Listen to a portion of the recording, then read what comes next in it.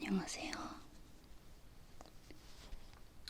오늘 책 읽어드리려고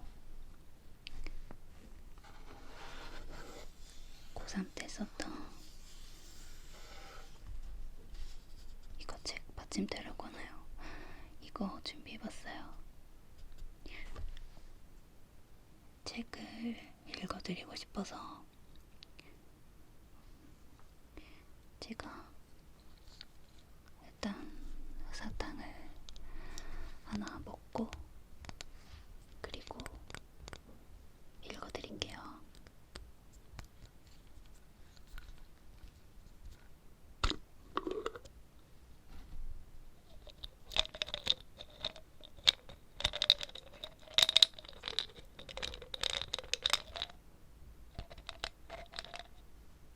딸기 사탕이에요.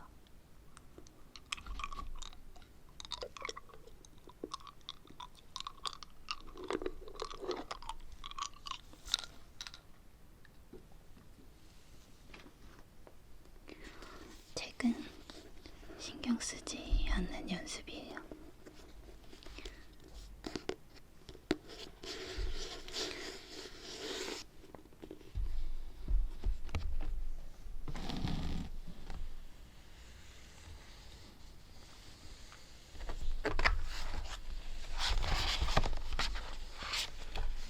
이 책은 나토리 호겐이라는 분이 쓰셨는데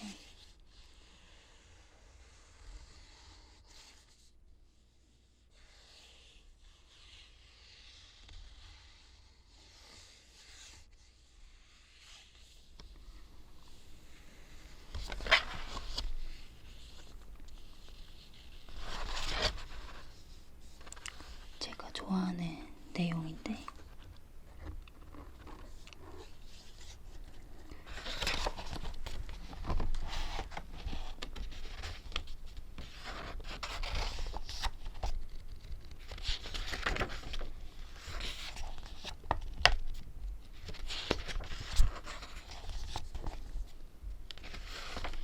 신경 쓰지 않는 연습.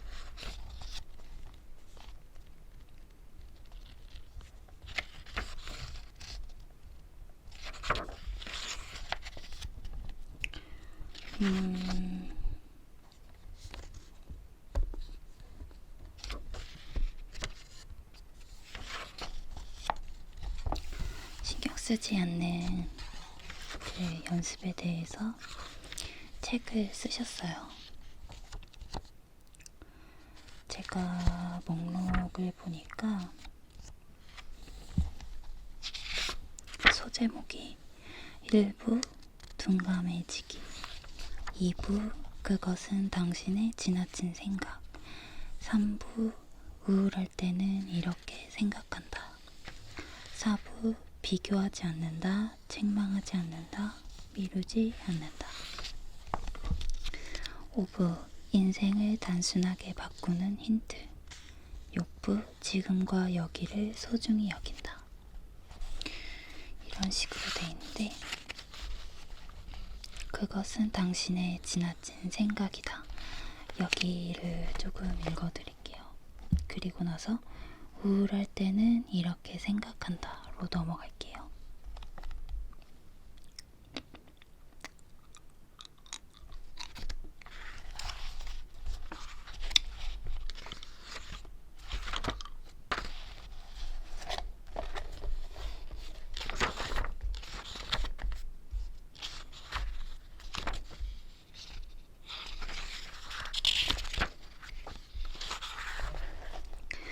비교해서 기뻐하거나 슬퍼하지 않는다. 불교에서는 나와 남을 비교하는 일에 무게를 두지 않는다. 비교에 의해 변하는 가치는 평온한 마음을 유지하는 데 백해 무익하기 때문이다.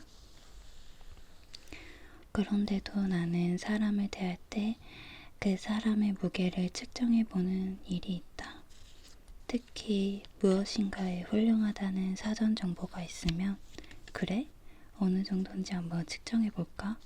하고 기합을 충분히 넣은 상태에서 대비한다. 바람직하지 못한 성격이다. 그러고는 듣기보다 훨씬 큰 인물이다. 감탄하거나 뭐야 소문만 요란할 뿐이잖아 하고 상대방에게 관심을 끊어버리기도 한다. 그런 일이 1년에 두세 차례는 발생하니 고상한 스님이 되려면 아직 갈 길이 멀다. 세상에는 나와 비슷한 사람이 꽤 있다. 자신과 타인을 저울에 올려놓고 자신이 무거우면 안도감을 느끼면서 상대방을 무시하고 상대방이 무거우면 아부를 떠는 바보들. 그래서 나는 이런 사람들을 반면교사로 생각하기 위해 노력한다. 마치 거울을 보고 있는 듯해 이런 사람은 되지 말아야지 하고 스스로 경계하는 것이다. 그럴 때 눈에 들어온 명언이 비교해서 기뻐하면 사람에게 상처를 입히고 비교해서 슬퍼하면 자신을 잊는다는 말이었다. 누군가와 비교하여 슬퍼할 때 상대방이 자신과 비교해서 기뻐하고 있다는 사실을 알게 되면 그는 당연히 기분 나쁠 것이다. 이런 일은 사람에게 상처를 입히고 그 결과 자신도 상처를 입는다. 또한 누군가와 비교하여 슬퍼하는 경우 그 슬픔은 자신의 슬픔으로 독립된 것이 아니기 때문에 스스로를 잃는 상태가 된다. 나는 다른 사람과 자신을 비교하여 슬퍼하는 일은 별로 없지만 기뻐하는 경향은 있다. 그래서 비교의 대상인 땡땡 없이 생각하기로 했다. 마음에 녹이 슬지 않도록 사람을 대상으로 삼는 것이 아니라 행위만을 방부제로 이용하기로 한 것이다. 저 사람에 비하면이 아니라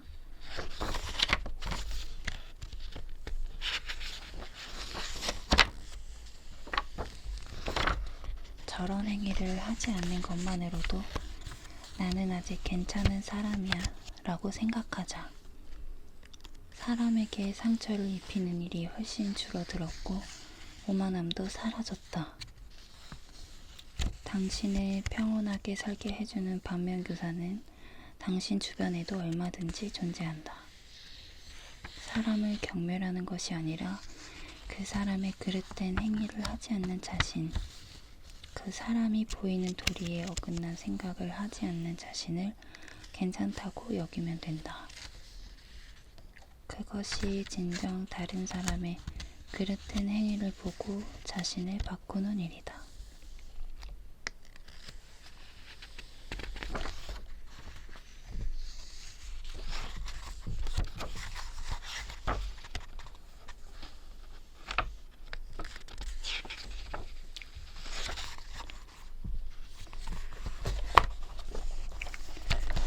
손에 들어오지 않는 것을 즐기는 방법. 물질적으로, 정신적으로 무엇인가를 원하는 마음, 그러니까 소유하고 있는 것이 부족하다고 생각하여 욕심을 내고 바라는 것이 욕망이다. 그다지 좋은 의미로 받아들여지진 않지만 없는 것을 원하는 것은 사람의 본성이기 때문에 이는 선악의 문제가 아니다. 문제는 소유하고 있으면서도 부족하다고 생각하여 더 많은 것을 원할 때이다. 그럴 때 불교에서는 당신은 이미 모든 것을 가지고 있다고 말한다.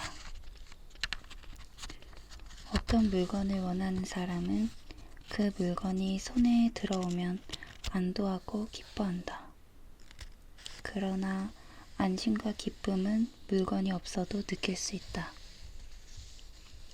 나는 본당에 음향 설비가 필요하지만 이동을 할 수 있는 가는 시스템이 있기 때문에 뭐 없어도 견딜만 하니까 하고 욕망을 가라앉힌다.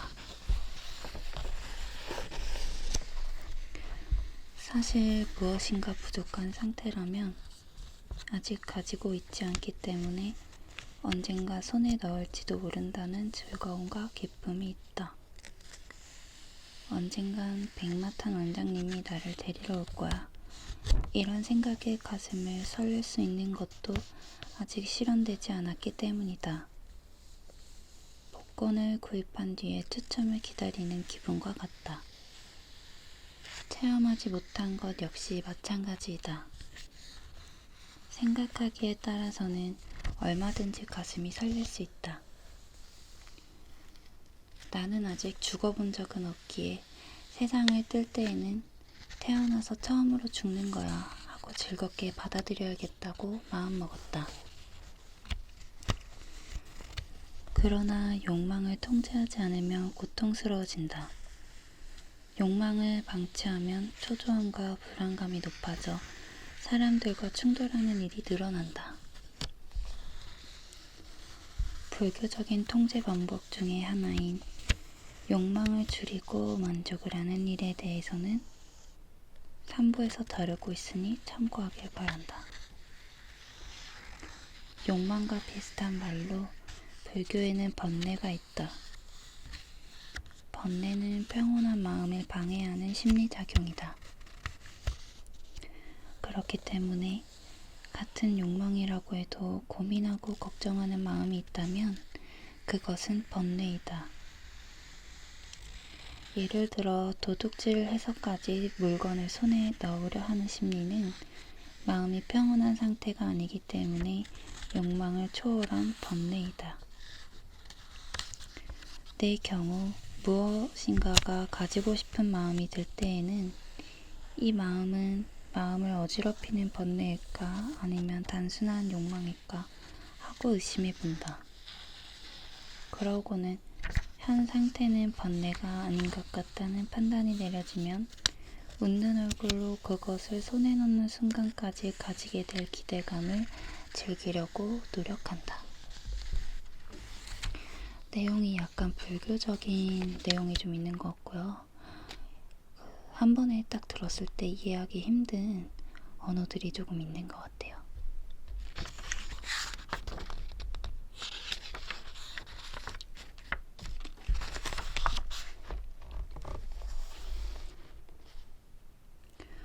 여유가 있을 때는 다른 사람을 돕는다. 인도의 옛날 이야기다. 어린 형제의 어머니가 세상을 뜨자 아버지가 재혼을 했다.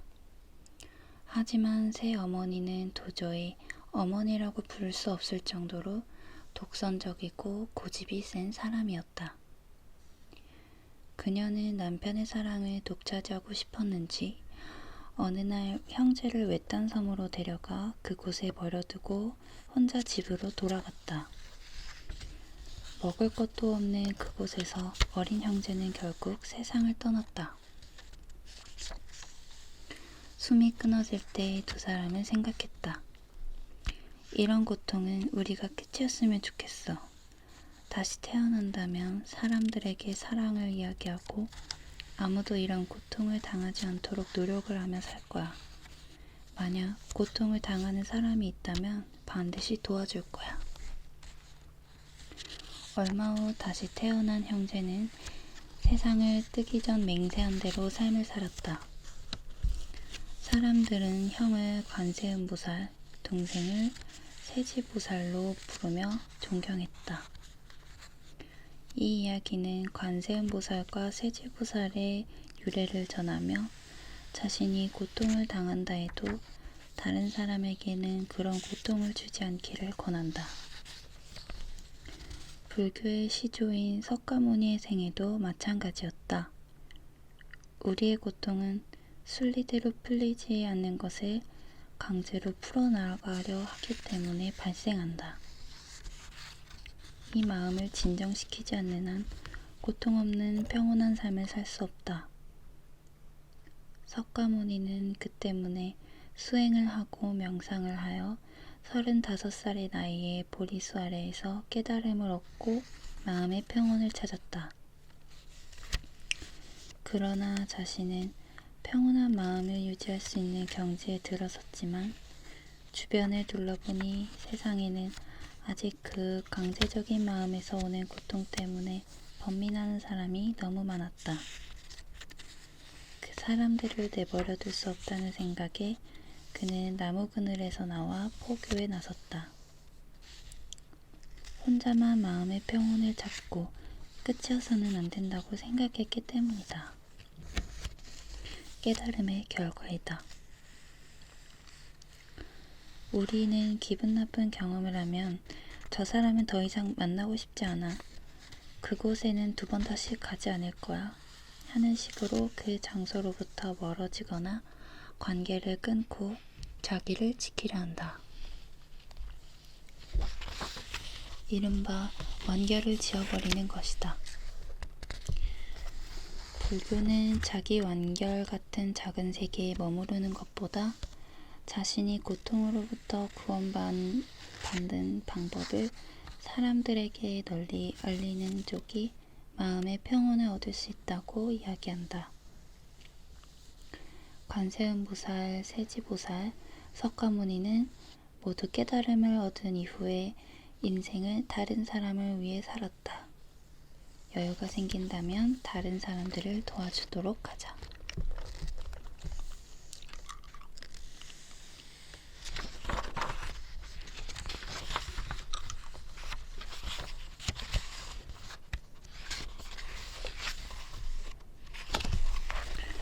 왜 나는 이렇다고 단정하는가?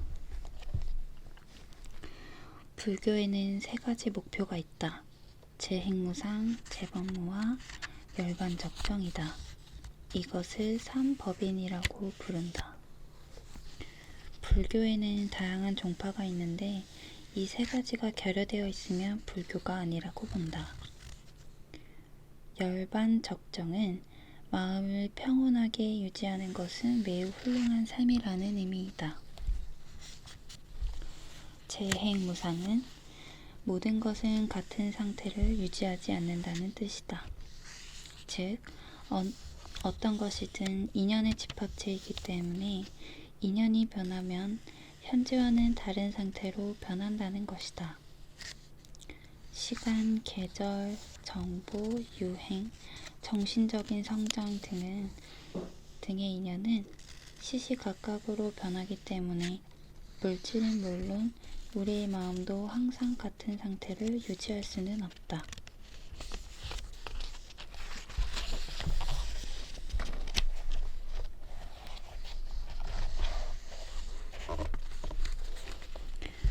여기에서 이끌어낼 수 있는 것이 재법무아이다. 고유의 자아라고 불리는 것은 없다는 진리이다. 예를 들어 현재 읽고 있는 이 책도 고유의 실체는 아니다. 책장에 넣어두면 컬렉션이 되고 쌓아두면 받침대가 된다. 한 페이지씩 찢어서 불에 태우면 불씨가 되기도 한다. 염소에게는 먹이가 되고 버리면 쓰레기가 된다. 던지면 무기가 된다. 서적 던지기 대회가 있다면 경기용품도 될 수 있다. 이와 마찬가지로 나라는 자아도 이것이라는 고유의 실체는 존재하지 않는다.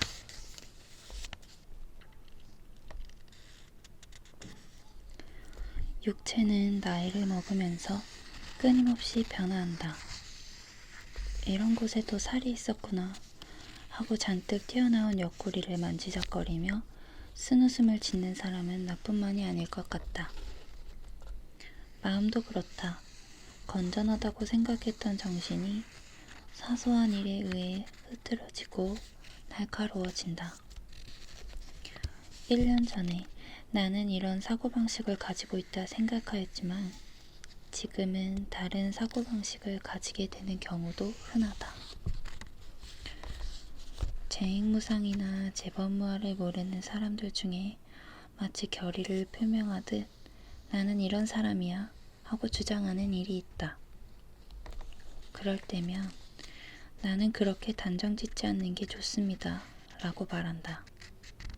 그러면 상대방은 내가 우유부단한 삶을 권한다고 오해하여 자신은 무슨 일이 있어도 변하지 않는다고 고집을 부린다. 나는 이런 사람이다 라는 말은 이 책은 이렇다 라고 말하는 것과 같다.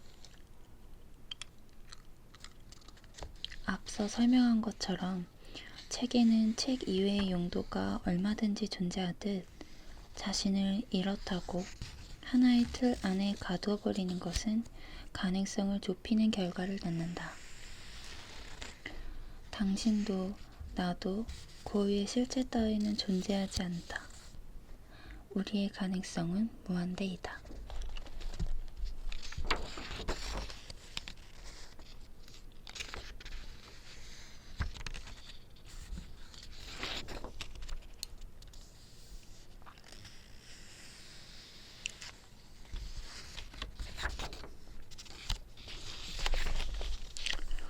마음을 크게 먹고 이론에서 벗어나기.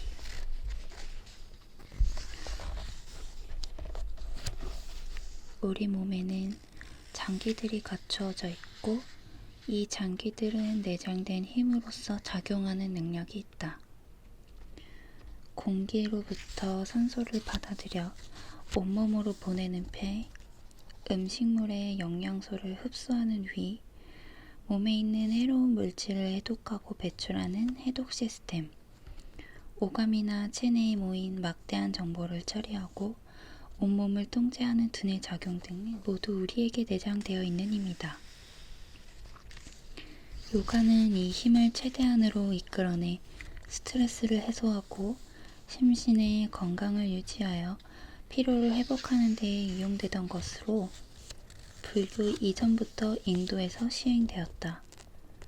그러다 불교에도 도입되어 스님들은 호흡법, 좌법, 명상법을 훈련하며 보통 사람 이상의 몸과 마음을 유지하기 위해 이를 활용하게 되었다. 특히 명상법은 자아의 작용으로부터 벗어나게 하거나 자신의 우주의 동일화를 도모하는 등 종파에 따라 다양하게 발전되었다.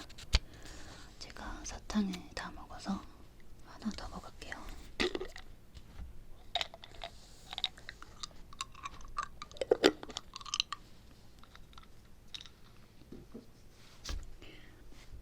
머리로 생각하는 것이 아니라 감성을 연마해야 발동하는 잠재 능력은 분명히 존재한다.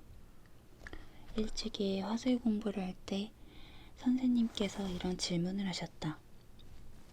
아이가 툇마루에서 도화지에 크레파스로 열심히 그림을 그리고 있는데 크레파스가 도화지를 벗어나 마룻바닥까지 치라고 말았습니다. 자, 이 모습을 보고 당신은 어떤 생각이 들겠습니까? 그때 장소에서 무엇을 느끼는가는 임기응변으로 말하는 훈련이었다. 그게 하는 식으로 머뭇거리면 즉시 돌머리를 굴려봤자 소용없습니다. 하고 농담 섞인 지적이 날아왔다. 그런데 맞는 지적이었다. 인간관계의 피로를 느낀 사람은 자연을 상대로 감성을 연마하는 것이 좋다. 밤하늘에 가득 찬 별, 높은 산봉우리 너머로 솟아오르는 태양,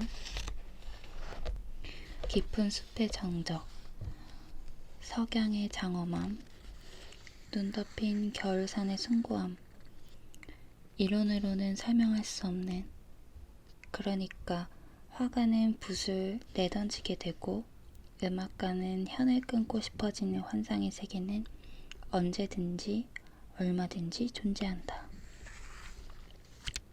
머리로 이해하려고 하면, 이론적으로 생각하려고 하면 마음은 메마를 뿐이다. 감성은 우리의 마음에 단비를 뿌려준다. 이론을 벗어나 자신의 마음이 무엇을 느끼고 있는지 그것을 즐기는 시간을 가져보자. 자연의 풍광은 언제나 당신의 감성을 자극해 상황에 어울리는 적절한 답을 전해줄 것이다.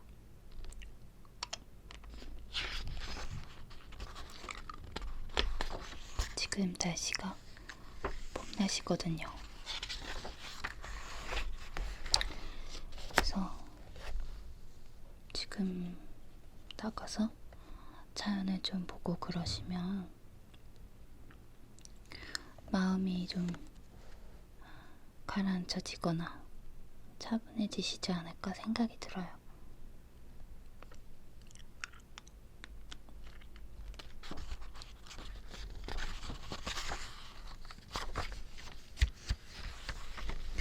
부정적인 감정은 내버려 둔다. 3부 우울할 때 어떻게 해야 되는지. 가끔 인간관계가 귀찮을 때가 있다. 혼자 있으면 다른 사람을 상대할 때보다 마찰이 줄어든다. 그런 점에서 승려는 혼자 있는 일이 많기 때문에 자연스럽게 인간관계의 번뇌에서 벗어나 있다고 말할 수 있다. 함께 있어서 즐거울 시간도 그 자리가 길어지면 지친다. 나는 사람을 만나는 것을 싫어하지 않지만 다른 사람에게 지속적으로 관심을 가질 수 있는 한계는 기껏해야 6시간 정도이다. 그 후에는 혼자 있거나 마음 편한 가족과 함께 있고 싶어진다. 즐거워도 그러한데 마찰이 생겨 부정적인 감정이 발생하기 쉬운 환경에 있다면 심리적 부담은 훨씬 강하게 느껴질 수밖에 없다. 예의를 벗어난 상대방의 언행이 대하여 분노하고 이해해주지 않는다는 이유에서 억울해한다. 기분 나쁜 말을 들으면 그 사람을 미워하게 되고 믿었던 사람에게 냉정한 말을 들으며 처량함을 느끼게 되고 슬픔에 젖는다. 난처한 상황에 놓인 사람을 보고 아무것도 해줄 수 없는 자신이 한심하다고 생각하는 경우도 있다. 그러나 내 경우 이러한 부정적인 감정의 대부분은 다음 날이면 잊어버린다. 흔히 말하는 자고 나면 잊어버리는 부류에 속한다. 우연히 생각이 나더라도 그러고 보니 어제 기분 나쁜 일이 있었구나 하고 웃어 넘길 수 있다. 참고 삼아 말하자면 나는 그다지 친하지 않은 사람에게도 불평을 할 수 있는 정도라면 그런 감정은 내버려 두어도 좋은 낮은 수준이라고 생각한다. 친한 사람에게만 불평할 수 있는 내용이라면 중간 수준으로 들어줄 사람이 있다는 것만으로 마음이 편해진다. 문제는 아무에게도 말할 수 없고 상담도 할 수 없는 높은 수준의 부정적인 감정이다. 그 상태가 사흘 이상 계속 이어진다면 어떻게든 처리하기 위해 내가 왜 그런 감정을 끌어안고 있는 것인지 이유를 분석해 본다. 나는 무엇이 마음에 들지 않는 걸까? 나는 무엇을 바라는 것일까? 나의 상황은 현재 어떤 상태인가? 상대방은 왜 그런 언행을 했을까? 부처님이라면 어떻게 반응하셨을까? 등을 생각해 보는 것이다. 그런 식으로 아직 많은 것이 부족한 나 자신을 확인하면서 수정해 간다. 그러다 보면 상대방의 입장이나 사고방식을 이해하게 되어 걔 사람이라면 그런 언행을 하는 것은 당연하다는 판단을 내리고 신경 쓰지 않게 된다. 자신의 부정적인 감정을 카테고리별로 분류해 둔다면 앞으로의 인생이 훨씬 편해질 것이다. 실망시켜도 괜찮다. 모든 사람에게 호감을 얻고 싶다면 하루하루가 고통이다. 호감을 얻고 싶다는 긍정의 꿈을 꾸는 한편으로 미움받고 싶지 않다는 공포 또한 끌어안고 있어야 하기 때문이다. 이럴 경우 호감을 얻고 싶다는 기대보다는 미움을 받고 싶지 않다는 공포가 더 크게 작용하게 된다.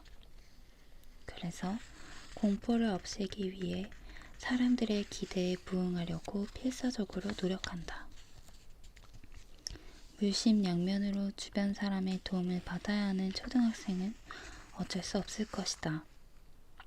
미움을 받으면 살아갈 수 없을 테니까 말이다. 그러나 그 상태로 나이를 먹어 사춘기를 맞이하면 상대방에게 맞춰 행동을 하는 꼭두각시 같은 존재가 되어버린다. 그렇기 때문에 미움을 받고 싶지 않다는 공포의 끈에 의해 조종당하고 있지는 않은지 자신을 되돌아보는 시간이 필요하다.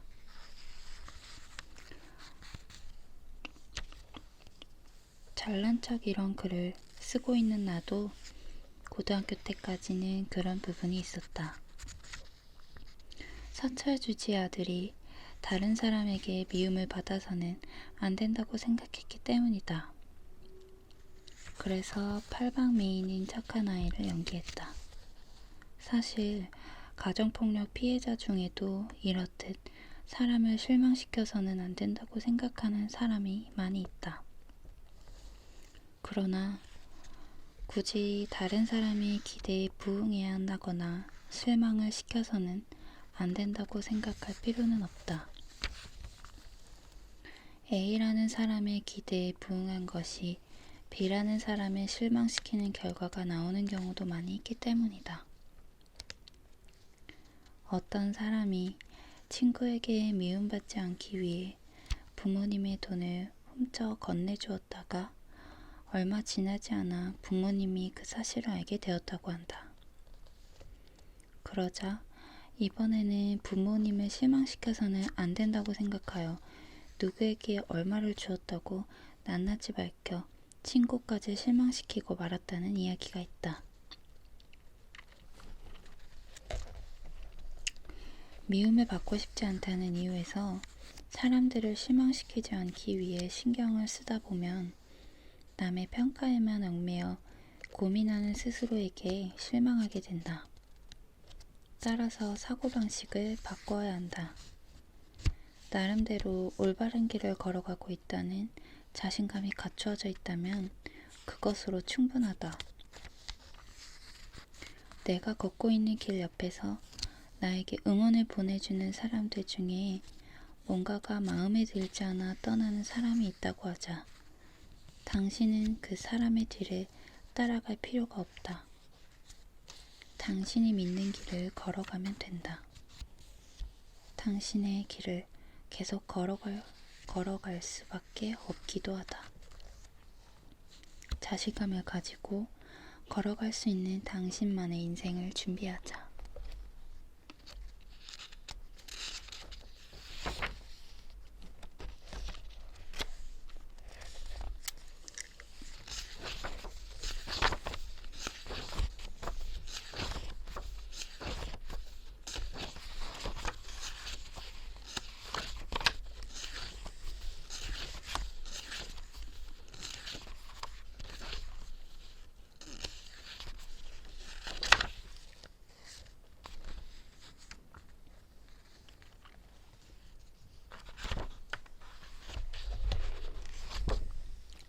초조함에 대처하는 법.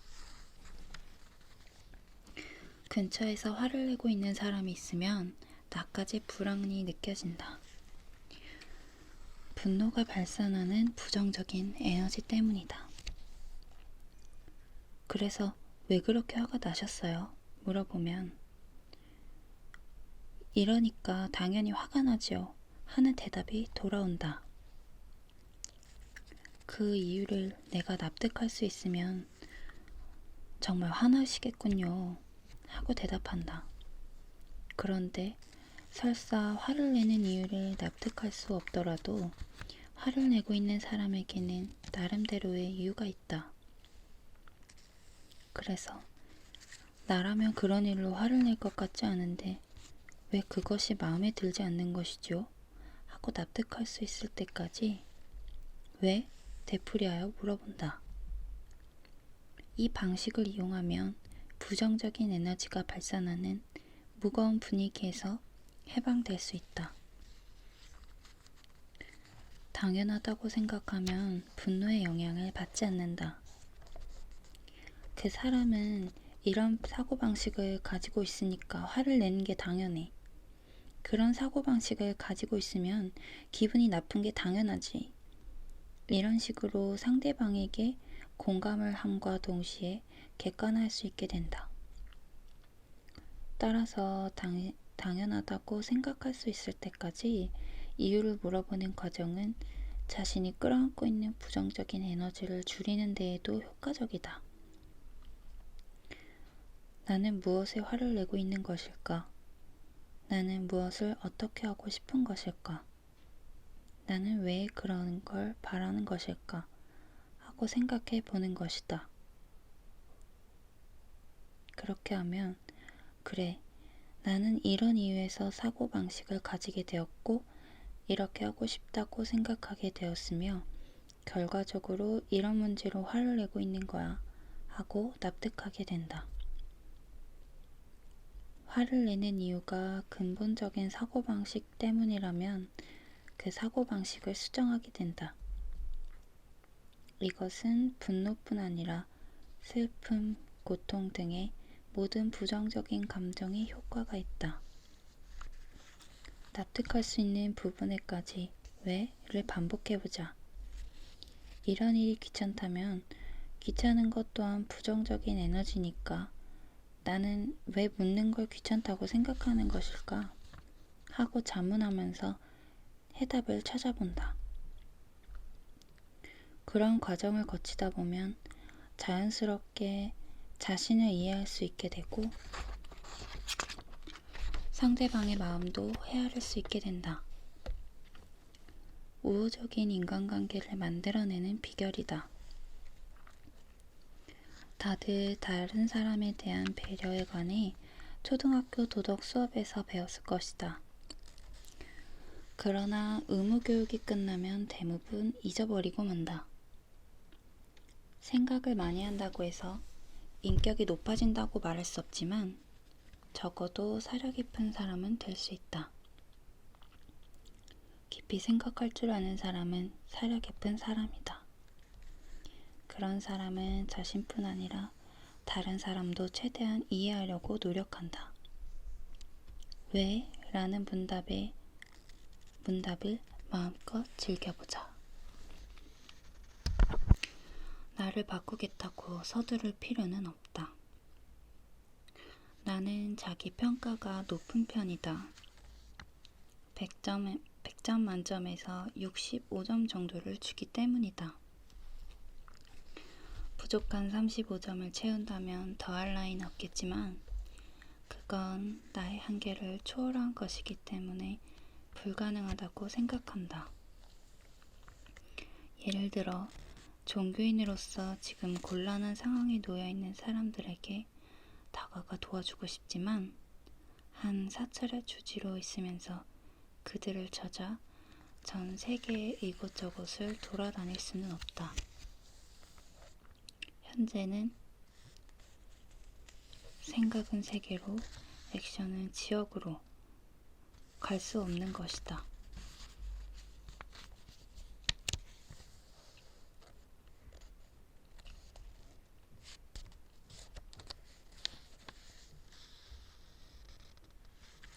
무리하면 좋지 않은 여파가 발생하기 때문이다. 이런 부분은 마이너스 35점에 해당된다. 65점 중에서 50점은 현 시점에서 나름대로 실행하고 있는 일이지만 누군가의 비판에 의해 힘없이 무너질 가능성이 있다.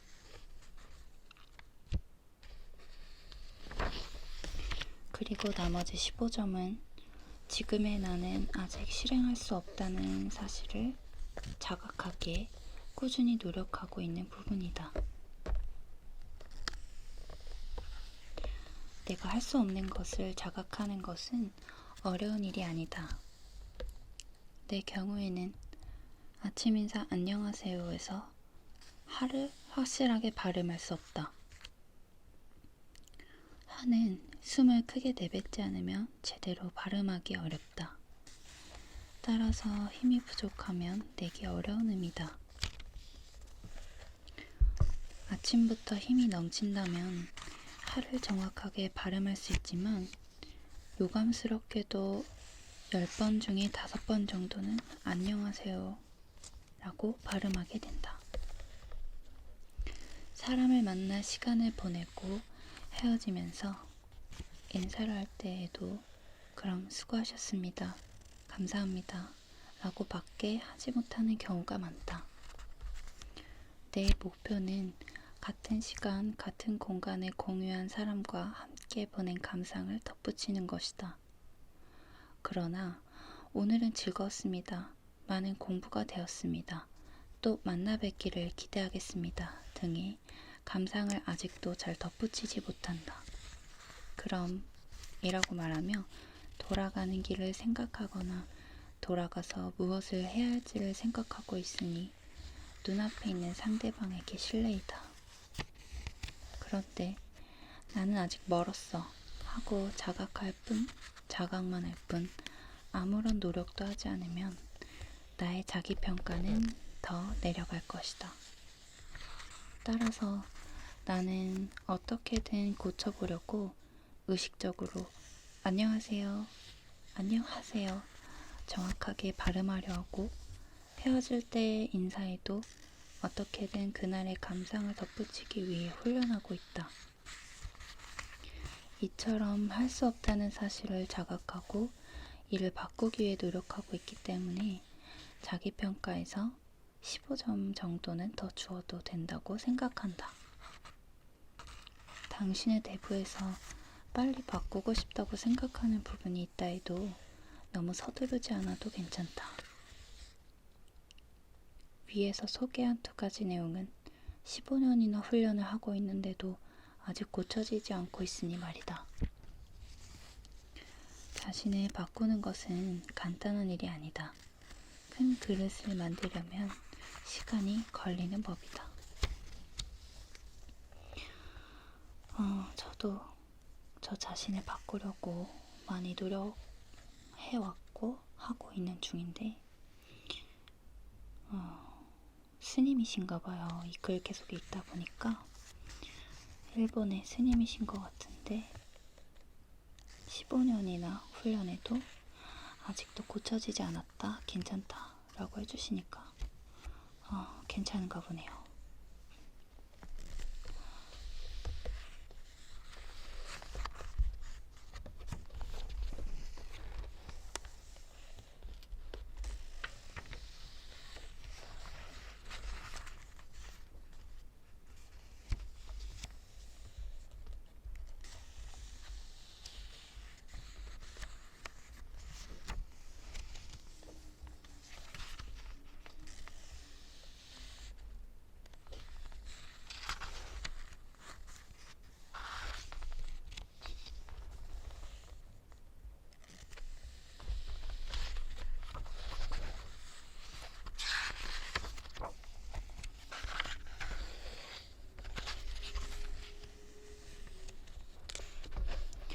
고독은 좋지만 고립은 피할 것.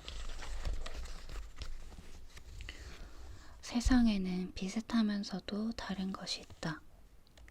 어느 만년필 애호가가 말하길 볼펜은 정보 등을 사무적으로 기록할 때만 쓰고 만년필은 생각이나 기억을 마음에 남기고 싶을 때 사용하는 것이라고 했다.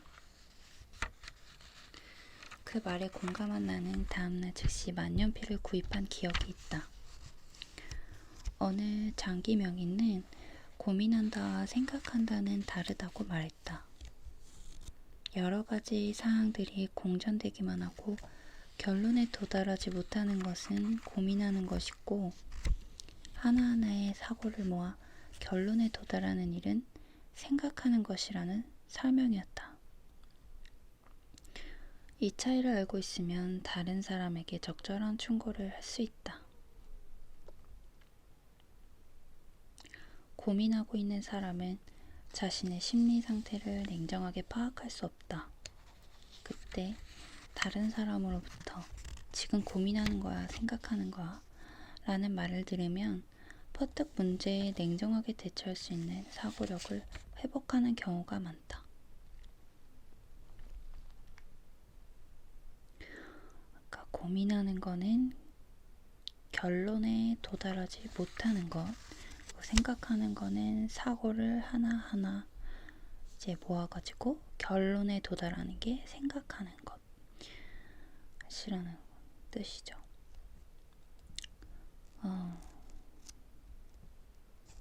결론에 도달하느냐, 못하느냐. 살면서 대부분의 사람들은 고민을 하는 거겠네요. 그죠? 요즘 주목받는 단어로 비슷하면서도 뜻이 전혀 다른 것 중에 고독과 고립이 있다.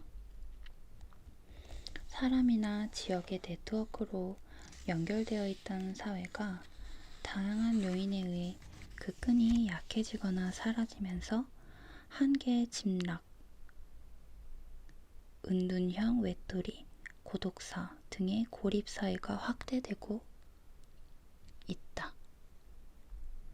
이대로 가면 상부상조 정신으로 이루어졌던 풍요로운 나라가 병든 국가로 전락할 것이라는 우려의 목소리가 나오고 있다.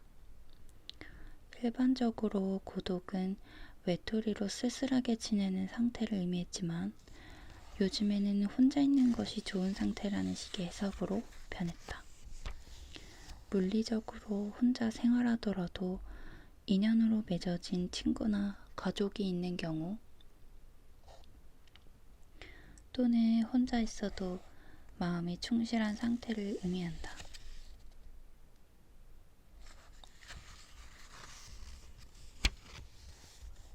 승려가 자선을 하고 있을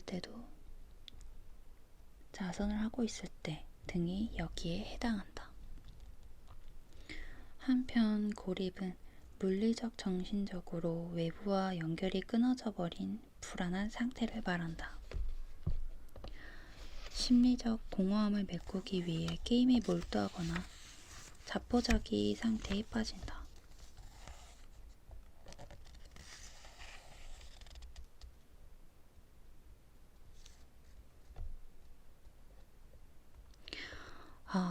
그렇구나. 고독이 혼자 있어도 자신의 친구 관계가 괜찮고 혼자 있어도 마음이 괜찮은 상태, 그것을 즐기는 걸 고립이라고 하는 것 같고, 고독이라고 하는 것 같고요. 고립은 좀 안 좋은 의미인데 이제 외부와 연결이 끊어져 불안한 상태, 자포자기한 상태, 공허함을 메꾸기 위해서 게임에 몰두하는 상태, 그것을 의미한대요. 연인이나 친구 등 깊은 인연이 필요한 인간관계 때문에 고민하는 사람은 더 이상 사랑 따위 하지 않을 거야. 친구 따위는 필요 없어. 하고 관계를 포기하는 방법으로 평온한 마음을 되찾으려 하곤 한다. 그러나 고립되어 살려면 도움을 원하지도 받지도 않을 것이라는 엄청난 각오가 필요하다. 각오는 시시한 고집이나 자포자기 상태에 일어나는 반발과 비슷하면서도 다른 것이다. 고독은 상관없지만 고립은 반드시 피해야 평온한 마음으로 살 수 있다. 바라는 것을 얻을 수 없다 하여 다 필요 없어라는 식으로 어린아이처럼 자포자기해서는 안 된다. 뭔가 좀 찔리네요. 이제 마지막으로 한 가지만 읽고 이제 책 읽는 걸 마무리할게요. 제목은 타인의 시선을 신경 쓰기 전에 해야 할 일. 친구가 적은 것이 콤플렉스인 사람일수록 잘못 읽었네. 친구가 적은 것이 콤플렉스인 사람일수록 여러 사람과 함께 찍은 사진을 SNS 등에 자주 올린다고 한다. 친구를 사귀는 일은 간단하면서도 어려운 일이다.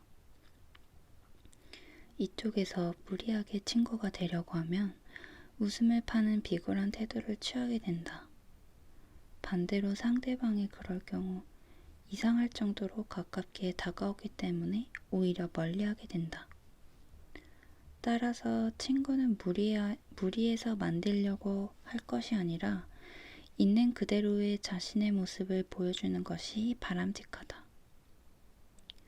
만약 있는 그대로의 자신을 내보여서는 아무도 친구가 되어주지 않을 것이라는 생각이 든다면 이를 자신을 바꿀 수 있는 기회라고 여겨야 한다.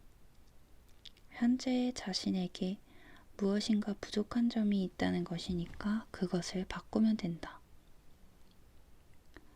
스스로도 좋아할 수 있는 자신이 되어야 한다. 그 중에는 친구가 없구나, 외롭겠다 하는 주위의 말에 신경이 쓰이는 사람이 있을 수 있다. 그런 문제에까지 신경을 써야 하다니 난감한 일이 아닐 수 없다. 하지만 방법은 있다. 실제로 친구가 적고 외로운 사람이라면 앞에서 설명한 대로 해소하면 된다. 뜻이 맞을 것 같은 사람들이 모이는 장소에 가서 마음을 열고 대하면 된다. 웃음을 팔아가면서까지 친구를 만들려고 할 필요는 없다. 자신의 주장은 일단 접어두고 상대에게 관심을 기울여 그의 이야기에 진지하게 경청한 다음 느낀 점을 이야기하는 식으로 진행하면 된다. 자신의 생각은 굳이 말할 필요가 없다. 사람은 누구나 스스로 자신은 이런 사람이라고 생각하는 첫 번째 자신이 있다. 그리고 타인이 나를 바라보는 두 번째 자신이 있다. 나는 이런 사람이라고 생각해. 첫 번째 자신, 그래, 맞는 말이야 하는 타인으로부터의 견해가 두 번째 자신이다. 그리고 그 공백을 메우는 과정을 통해 탄생하는 것이 세 번째 자신이다. 앞서 소개한 방법은 세 번째 자신을 만드는 방법이다. 마음을 열고 있는 그대로의 모습을 보였는데 상대방이 불편해하는 것이 느껴진다면 자신의 단점을 보완하는 식으로 새로운 자신을 만들어 간다. 불교의 수행에서는 이 세 단계를 한 사람의 내부에서 실행한다.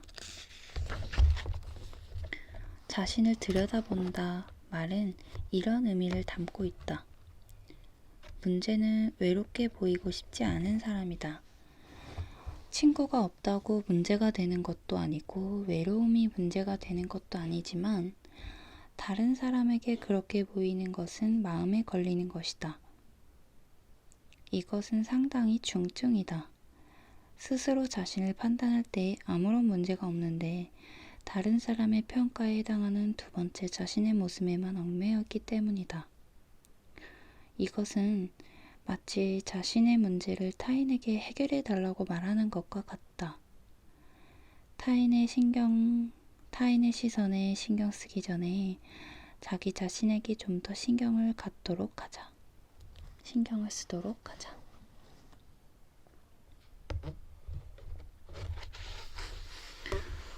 이렇게 해서 책을 2부, 3부까지만 읽어봤고요.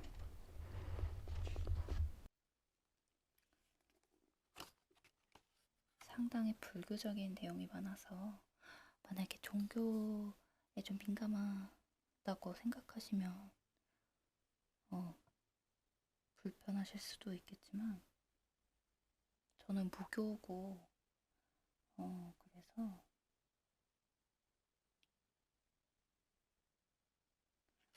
그냥 불교에서 자주 말하는 그런 내용 있잖아요. 모든 것은 나로 인해서 비롯된 것이고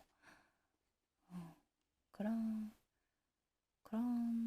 내용인 것 같아요. 대체로 신경 쓰지 않는 연습. 결국 나 자신에게 집중하고 타인을 신경 쓰지 않고 자신 할 일을 해가고 굳이 바꾸려고 노력하기보다는 약간 인정하면서 약간 그런 내용인 것 같아요. 그러면 오늘 영상은 여기까지 하겠습니다.